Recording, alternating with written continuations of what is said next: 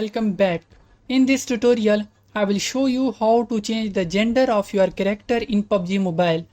First, tap on Inventory at the bottom right of your screen. On the right panel, look for a specific icon at the very bottom and tap on it. Once you are inside, tap on the up arrow tab to expand more options. Here you will see the gender icon. Simply tap on it and just like that your character's gender will be changed instantly. From here you can also customize your character by choosing a preferred face, hairstyle and outfit, top and bottom. Once you are happy with the changes, tap the X to close the menu and your updated character will be saved. If you ever want to switch back, just repeat the same process.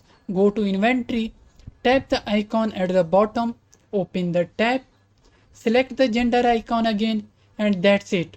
This is how you can change the gender of your character in PUBG Mobile. Thank you.